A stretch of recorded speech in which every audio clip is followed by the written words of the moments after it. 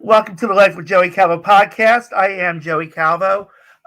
Before we get started, of course, please help out the victims of the California wildfires. They do still need help in every way possible. Also, the podcast does have a YouTube channel. We're on YouTube right now, but the podcast now has a newsletter. So it is in the description of the video. So, you can always check it out, and that way you'll get updated information in reference to upcoming guests as well as upcoming events that will be happening soon, if any. And also, please help support the podcast.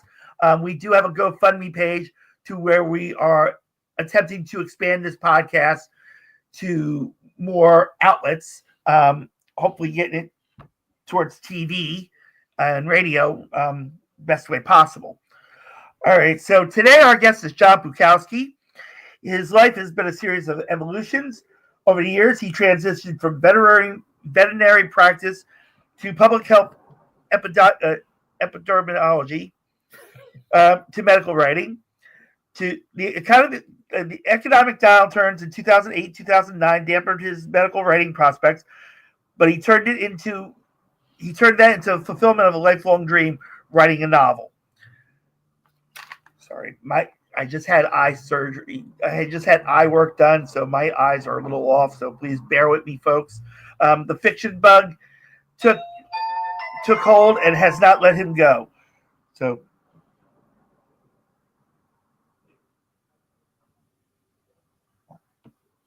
So, John, welcome to the podcast. Well, thanks for having me, Joey. My pleasure. You're welcome. All right. So, explain how we got to where we're at right now. Yeah, with two doctorates and a master's, I like to think I'm the most overeducated fiction writer in the country. My wife made me stop at two doctorates. Mm-hmm. But actually, it's not as big a stretch. I mean, I've been a practicing veterinarian in southeastern Michigan. I've been a public health epidemiologist, studied disease patterns for about 20 years. I was about 8 or 9 years as a medical writer. And that seems odd for a fiction writer, but it's really not that unusual. When you look at back in my days of my teens and my early 20s in undergrad and high school, I had three great passions, which I carry to this day. One was English reading and writing. Loved all my English classes. Have always been an avid reader of fiction and nonfiction. The other is history. Been a big military history buff for going on 60 years now. And so that was a passion. And then the other one was science. And I decided to focus my career on science. And when you do that, especially if you want to become a veterinarian, you've really got to let a lot of that other stuff go. There's not a lot of room for it, at least at a formal level. You can still keep doing it as a hobby. So I'm circling back to that now, my love of writing. And as I said, it was a lifelong dream. And I think it's true for any writer, whether you're a copywriter for advertising or a medical writer or some kind of technical writer. We'd all like to have the great American novel. And so I started really on that path around 10 to 15 years ago when the Great Recession hit. And I was doing medical writing, and a lot of my funding for doing writing dried up. So I said, hey, why not write that novel? And so I did, and it's still on my computer, never to see the light of day, most likely. And but it got me hooked. I started writing more books, short stories, and I got my first novel published in 2022. And I currently have 4 novels, Project Suicide, Checkout Time, Bad Pennies, and The Peeper. They're all thrillers of various types. And that got me where I am right now. Okay. All right. So you said that in 2008, 2009, your medical writing prospects were dampened, but you turned it into fulfillment. Right. And of course, excuse me. Okay. you know so you branched out into novels, and what were those novels again? Well, I currently have 4. Now bear in mind, these aren't the only novels I've written, but as most authors will tell you, if you say, when was your first book? You say, first book I wrote or first book that was published. Right. They're usually quite a different thing. I currently have 4 published. The first one was this one, Project Suicide. Okay. Which is a story of how a cure for Alzheimer's is perverted into an assassination drug. Now, high-profile politicians are killing themselves, and only a drunken genius can save the country. Okay. So that was, I thought, a pretty good log line for that book. Second one was Checkout Time, which is more about an arsonist extorting in hotels. And then Bad Pennies, I don't have a copy of that here, but that is a sequel to Project Suicide. And then The Peeper, which is a story about a serial killer who stalks the internet and how a kind of Walter Mitty type of bureaucrat gets drawn up into the search for him. Okay. All right. And you said you have another set for release for 2025. Yes, I have one more that should be coming out. I don't know when right now because we've just finished developmental edit with the publisher, and it's called "And a Child Shall Lead Him," and it's unusual for me in that it is not a thriller. It is what they call in the trade chick lit, which means it's like a Hallmark movie. And it's a story about an older veterinarian who doesn't have any children, but his wife who dies of cancer, that was her dying wish. So he kind of goes to try to fulfill that wish for her, and a bunch of stuff ensues. Okay. Okay, so you have this new set coming out in 2025. You have the set that's already published, the first 4, another series that published. Well, it's not all a series. Bad Pennies is a sequel to Project Suicide. Project Suicide was published in 2022, Checkout Time 2023, and The Peeper and Bad Pennies in 2025. Okay. All right. All right. So, and you said this next book that's coming, this next novel that's coming out, is not a thriller at all, which isn't like you said, but it does go into to a little bit about a little bit of your occupation in reference to the veterinary medicine, right? So you do put a little bit of yourself into that. What got you into more? I know I had you mention it before, but what really got you to the point where like being an author is just as good as being a vet? Well, it's not. They're very different things, and I think of them as stages in my life journey. Like I said, I'm a person who was blessed or cursed by being interested in a lot of different things, and some of it's general science, which I pursued through my public health degrees and experience. Animal science, which my veterinary history, which I'm still studying to this day, and fiction. So I'm just circling back to one of my great passions, which I said, I've been an avid reader all my life. My parents put a lot of stock in reading. And I can remember reading Jules Verne books at the public library when I was like 11 or 10 years old. I read through all the Jules Verne, all the H.G. Wells, Rocket to the Moon, those kind of space operas. And then I've branched off into other things as I've grown older, Stephen King and Michael Crichton and Elmore Leonard, Hemingway, big fan of Hemingway. I'm reading The Old Man and the Sea again right now. Okay. And so this has been a lifelong passion, and I now have time to pursue it. Okay. And science was kind of my bread and butter, and I'm in a position now where I don't need so much butter on the bread. So I've started doing fiction writing, and I'm really enjoying it. Okay. Okay. And where do you see yourself in the next 5 to 10 years? Well, I'm going to keep writing. I always tell people when they talk about I want to write or I want to be a writer or whatever, I say, well, you have to treat it as a business. Mm-hmm. It means you got to do it every day, or at least work on it all the time, Mm-hmm. like you would with a business.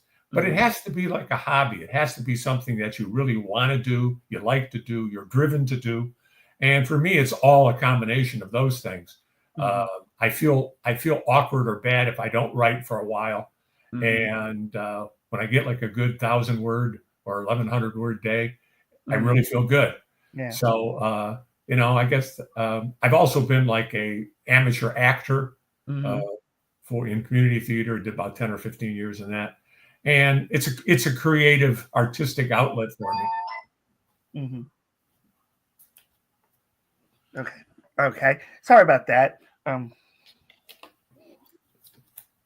put that on. Okay. So, all right. So, yeah, it does say that you have extensive experience in public speaking, including numerous appearances on theatrical stages, TV, radio, podcasts, seminars, workshops, civic groups, and book clubs. Have you thought about starting your own book club? I haven't. What I do have is there are several book clubs in the Eastern Tennessee area where I spend most of the year, part of the year in Eastern Tennessee, part of the year in Southern Ohio. Mm-hmm. And I speak at those regularly. And like you say, I've done a lot of stage work. I've been Elwood P. Dowd and Harvey, and I've been Don Quixote and a whole bunch of Jonathan and Arsenic and Old Lace.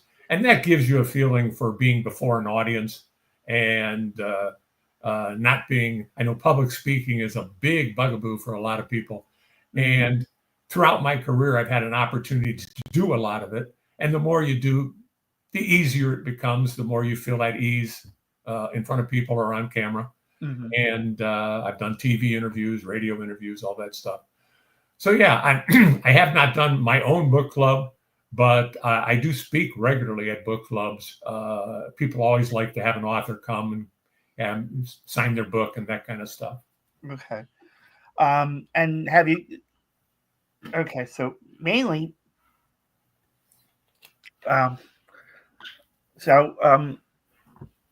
In reference to this, I don't have a lot of questions today because, I'm not much into thrillers and reading wise. But I try, I attempt to, bring out the person. A question people commonly have is where you get the ideas for your book. That could have been my next thought. Yeah. But go ahead. I'm sorry. And mostly it comes from, and this is true for acting too, is kind of people watching, thinking about things. My whole career in science and stuff, it makes you think about a lot of things. Mm-hmm. And what if? That's a big thing for writers is what if this happened? Well, what if that guy did this? For my first book, Project Suicide, I was coming home from visiting my father-in-law. I would go to see him every week. He passed away a few years ago. He had a mild form of dementia. And I remember driving and thinking, boy, I hope they find a cure for that. Mm-hmm. And then my mind started to go. And I went, well, what if they found a cure? Wouldn't that be great? But what if the cure had a side effect that was pretty bad? Well, what's the worst side effect? Well, you could die. Yeah. Well, that's kind of, you don't have a novel out of that. Yeah. You have a side effect and you die. That's nothing. There's no tension in that. There's no drama. Mm-hmm. And then I thought, wait a minute. What if you start to regain your consciousness? Yeah. But it also taps into a gene for self-preservation. So you start to lose your self-preservation instinct. Okay. And so you want to commit suicide. Mm-hmm. I'm thinking, okay, this is starting to get good. Yeah. Then the big what if was, what if you gave this to a person who didn't even have dementia? Right. This drug would cause them to kill themselves. Right. You got the perfect assassination weapon right there. You kill yourself. You can't be blamed for someone else killing someone else. They kill themselves. Right. And of course, what are you going to turn that against? Politicians. Yep. Who doesn't love a good story about politicians? So that's how my Project Suicide came about. The second one, Checkout Time, which I'll put the picture of it up again here. Yep. Okay. It's all about a arsonist who is looking to extort money from a hotel chain. And that came about because a couple of things. About 10 or 15 years ago, I was on a business trip. And I was on the 4th floor of a hotel, top floor, and I looked up at the ceiling. There's a trap door. And it had one of those little push buttons you could push and turn. Yeah. And it was obviously for servicing the suspended ceiling, ducts were lighting. And I said, you can hide something up there. Yeah. What would you put? You could put jewels, yep, or mob money or drugs. Yep. And you have a different kind of thriller for each one of those. And maybe microfilm or whatever is the equivalent with digital. Yeah. Spy, and you have a spy thriller. Yeah. And I said, my natural inclination, because I'm a bit of a pyromaniac, right. Growing up, I liked anything that exploded or burned. And my inclination was put a bomb. Well, why would you put a bomb up there? You could just be a nut job or whatever. But again, that's not that exciting. Yeah. But I started thinking about extortion. And there's a movie that I really like from the 1970s that not a lot of people have seen called Roller Coaster. It's a mad bomber. I don't know if you've seen it. It's a fun movie. No, I mean, I grew up in the 70s. I actually never heard. The first movie I saw when I was a kid was Grizzly. Okay.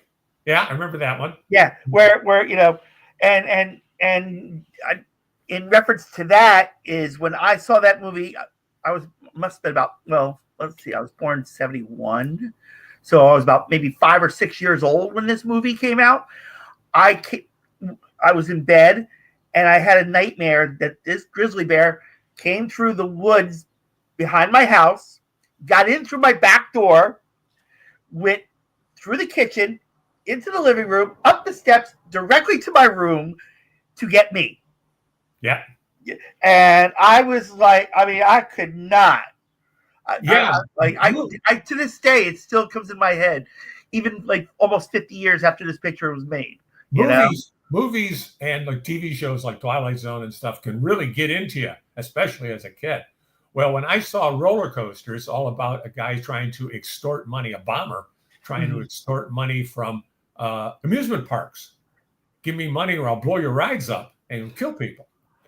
And so that started me going, okay, why can't there be the same thing about hotels? I'll blow your hotels up and kill guests if you don't give me money. And so then I had to think, well, can you bring a bomb into a hotel? And I thought, yeah. I mean, it's not like you got the TSA. Yeah. You can bring anything you want. Matter of fact, if you walked in with a backpack nuke, all they'd want to know is how many cards you want for the room. How many key cards. Yeah. Because there's no security. So I said, okay, perfect. And that got me rolling on Checkout Time. Yeah. So things like that. I'm sorry to interrupt, but as you were explaining that, it got me thinking. You know how you were saying about the movie Roller Coaster, and I am a Wonder Woman fan, and there was an episode at the end of the series about Phantom, kind of like a roller park, an amusement park, and there was a thread out about destroying this amusement park unless they came up with money. Yeah. And, of course, Wonder Woman saved the day and everything on it, but that ended the series right after that. So as you were thinking about it, I was just thinking about that, how it did relate to a show, back. And the movie Roller Coaster taps into that really well because, I don't like roller coasters. Some people Right. do, or amusement park rides. I'm not a big fan of it either. Yeah.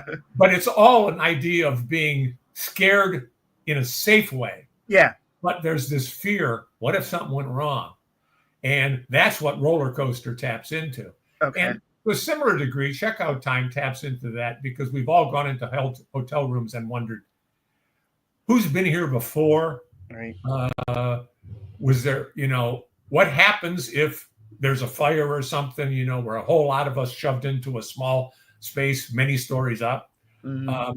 So I think it taps into that as well, kind of this universal fear that people have of not only sort of fear of hotel rooms, but a trepidation or an idea that I don't know who's been here before. I don't know if it's safe. Okay. And you said the third book was the sequel to the sequel to Project Suicide. Project Suicide. Yeah. Okay. And then what got you into the fourth book? What was the fourth book, the Peeper, which is about, as I said, a serial killer who stalks the internet, is, as I was browsing through Facebook, which is called Meta now? I don't know. Yeah, it's still Facebook, but it's owned by Meta. Yeah. Okay, Facebook owned by Meta. Yeah. So I'm browsing through it and I'm thinking, you don't really know these people. You think you do. You call them Facebook friends and you laugh at some jokes, or you maybe give a wink or a heart to a flirty picture that a girl puts on. Yeah. And I'm thinking, man, this would really stoke up a serial killer. Yeah. And what if a serial killer picked his victims off of social media this way? Yeah. And what if some other guy who's just a schlub who likes to, he doesn't have much of a life on his own, so he has a cyber life with friends. Right. And what if he gets drawn into this? Okay. And that's how I came up with the idea for the Peeper. The Peeper, by the way, gets his nickname because he takes eyelids as a trophy, so that their eyes are kind of staring out from the body.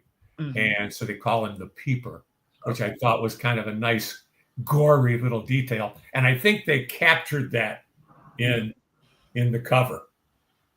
Okay. All right. I'm kind of out of questions. So how can people reach out to you in reference to wanting to maybe come speak at, like do a book signing? Sure.